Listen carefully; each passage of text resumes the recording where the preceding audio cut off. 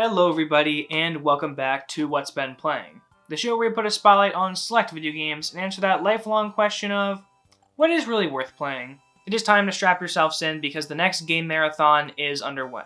This time around, it's Super Mario Bros. And I mean, it's only inevitable. Nothing screams timeless more than these games. For this marathon, we're going to be taking a look at Mario Bros. 1 through 3, the Lost Levels, as well as Super Mario World. These games are practically burned into the memories of any Nintendo fan growing up in the late 80s and early 90s, redefining what video games could be after whatever I'm looking at here.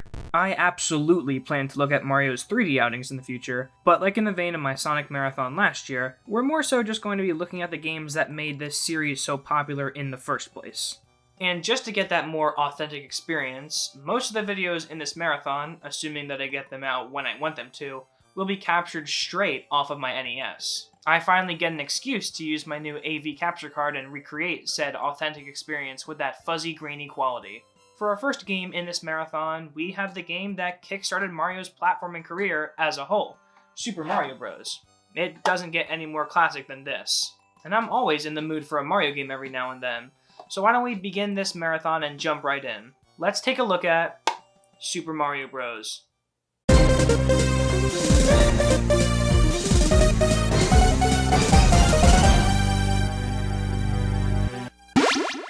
Mario? Who the hell is this guy? I mean, this dude has been absolutely everywhere. Video games, TV shows, a shitty movie, merchandise, in your digestive system. So that's what Toad tastes like. He's probably the most popular video game character of all time, and much like Pokemon, but to a much greater extent, everybody knows the guy, even if you don't play video games. Whether it's his main platforming adventures or spin-offs like Mario Kart, any Mario RPG, or a Mario sports title, there's bound to be hours of fun, and even stars in some of the most well-designed games of all time, and even some of my favorites too. Most of these games may not have a plot to share, but gameplay-wise, I couldn't think of a series more consistent. And comparing Mario games to other modern game series today, Mario just dances around them thanks to how amazing the control is, and that's really saying something. The question is, what was that spark that set this red plumber on the path to success that he's on today? Rewind to 1981. Developer Shigeru Miyamoto, under the wing of the late Gunpei Yokoi, developed the arcade hit Donkey Kong, a simple platformer where you, as Jumpman, make your way to the top of each obstacle course to save his girlfriend Pauline from the big ape himself, Donkey Kong. During the localization process, Miyamoto renamed Jumpman's name to Mario, which was surprisingly inspired by the name of his office landlord of all people. The game was incredibly successful, getting ported to a variety of different systems and defining itself as one of the most iconic arcade titles of its time. Wanting to keep using this character, however, Miyamoto went on to work on Mario Bros., the Red Plumber's first title as the star. We discover that Mario, along with his brother Luigi, are Italian-American plumbers from Brooklyn this time around, and the city of New York is probably completely flooded in their universe, since this is the most we get to seeing them actually doing their job. Aside from that one Mario game on Virtual Boy, maybe? It wasn't anything too crazy for its time, but it was still a pretty memorable arcade game. Come 1985, and Miyamoto goes on to create Super Mario Bros. For the Famicom, the Japanese equivalent to the NES, and the Nintendo Entertainment System. Serving as this game's pack-in title, this was many people's very first NES game, and a great one to start with. Super Mario Bros. Was a massive success, and thanks to the pack-in, went on to be one of the best-selling games of all time, at the time of its release, with over 40 million copies sold. Rather than a simple arcade game this time around, we have ourselves a 2D side-scroller where Mario is placed in the fictional land of the Mushroom Kingdom. A local dickhead, King Koopa, aka Bowser, kidnapped the ruler of the kingdom, Princess Toadstool, or Princess Peach, and is using his black magic, whoa, calm down there, game manual, and turned all of the kingdom's inhabitants into bricks? Oh god. Wait a minute. Oh Jesus Christ, what have I done? We have a very simple plot, but as with most games back in the day, that's usually how it went. All you gotta do is guide Mario through 8 worlds and defeat Bowser himself, and well, mission complete. Each world offers many different platforming challenges for you to overcome, requiring proper timing and paying attention to your surroundings. Throughout your journey, you'll be collecting the hundreds of coins scattered throughout each level, which not only help your score because everyone is keeping track of that, but collecting 100 of them nets you a life, which is always pretty cool. Mario's moveset here is extremely basic, but what you would expect from a Mario game, moving around and jumping. Holding down the B button will allow Mario to run faster, which is essential for jumping those greater distances, and drives me insane when I see people playing the game who don't hold down the B button all the time. But that's more of a nitpick. Despite this game being almost 40 years old, Jesus, it still controls pretty well. There's a good deal of momentum to Mario's movement, and while at times the control did feel a little stiff, it wasn't a huge problem. It's relatively easy to keep the movement going without having to stop too often, which is pretty nice. However, Mario may run fast and jump high, but he ain't invincible. One hit and you're dead. So careful play here is key. But that's not to say that Mario is devoid of any opportunity to get a boost when needed. Hidden inside these blocks with question marks on them, hitting one from below will either net you a coin, which will be most of them, or a power-up. These power-ups will make your journey much easier. Collecting the Super Mushroom turns you into Super Mario, which not only makes you bigger, well, that's what I should have been doing, but also gives you an extra hit. With that added height, however, you also have the ability to duck under obstacles. As Super Mario, you'll have the ability to find fire flowers, which can allow you to take care of enemies from a distance with fireballs. You'll also occasionally find a star, which makes you invincible for a little while, and a green mushroom, which gives you a 1-up. Pretty standard stuff. Throughout the levels, you might also come across pipes that you can travel down, as well as vines that take you up into the sky. These areas usually act as little bonuses to get some extra coins and whatnot. As an NES title, there definitely is some of that old school difficulty here with things like bad enemy placement and occasional wonky control. There will be times where you'll be dying quite a lot, so be prepared to see this screen at some point. Unless you use the infinite lives trick, one of the game's best glitches. Partly adding to that challenge are the enemies you come across. You'll encounter a variety of different enemies for you to stomp.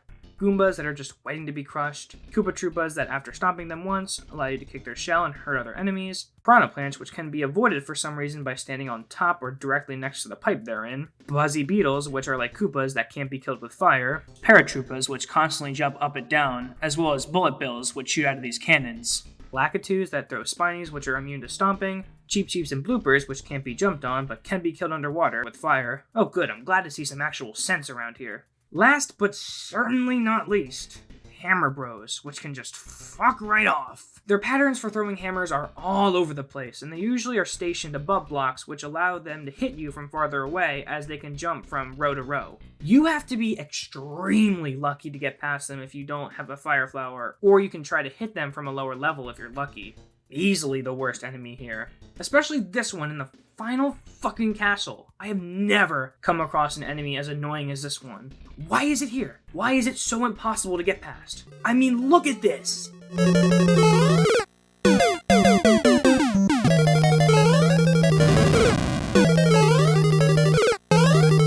Yeah, fuck you too, buddy. Given the fact that this is one of the granddaddies of platformers, this adventure is pretty linear, not really offering alternate pathways to reach the end, and most levels have only one goal to reach besides the occasional warp zone which allow you to warp to future worlds. I'm telling you, take World 4 in 1-2 and then hit this block right here in 4-2, and you can be at the final world in minutes. This game also features a multiplayer mode, but much like in the vein of Wii Sports, it's more so a hot seat style where each player takes a turn playing after the other player dies. Player 2 takes control of Luigi, who has no differences between his brother besides a different color scheme, and for some reason has the exact same color scheme as Mario when he collects a fire flower.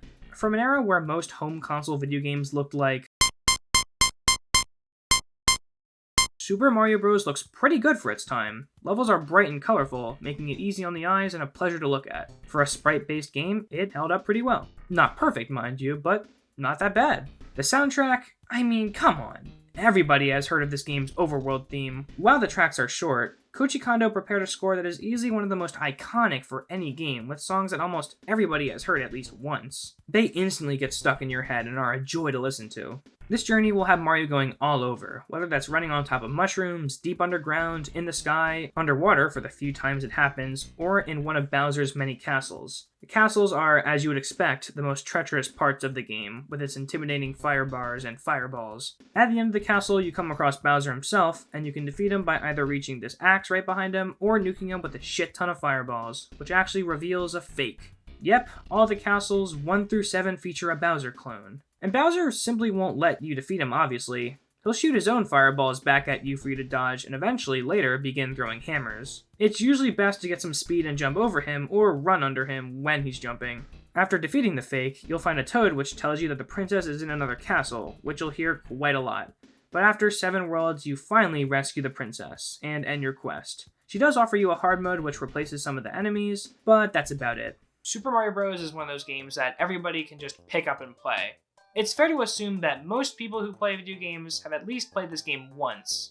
Despite featuring some stiff control at times and some old school difficulty, Super Mario Bros. Is a blast to play through and to replay every now and then. It's honestly a game that each time you try to revisit it, you try and see if you can beat it quicker than the previous time you played. The game is simple, but it's not a detriment. It makes it so easy to pick up and just have a good time. 37 years later, and it still holds up as a great platformer that is absolutely worth going back to. It's not something I would go out of my way to play, but whenever I'm in the mood, I know I'll be in for a good time. Not only does the main game have stuff to offer, but you also have cool glitches too, like the Minus World glitch that people who know about it have at least tried to attempt it once. All in all, a fantastic first start for the plumber. It's always nice to go back and play some Mario games. It's good to know that you'll be going into these games with a lot of fun ahead, even if these are old games. They're so basic and easy to understand, which makes them great to play, and great to review. With stop number 1 out of the way, it is time to move on to our next game. Next time, we're going to be taking a look at Super Mario Bros. 2 for the NES. The American version, that is. I will probably take a look at Super Mario Bros. The Lost Levels, aka the Japanese version of Mario Bros. 2, whether I like it or not, but that is a story for another time. Thank you all for watching, and I'll see you next time.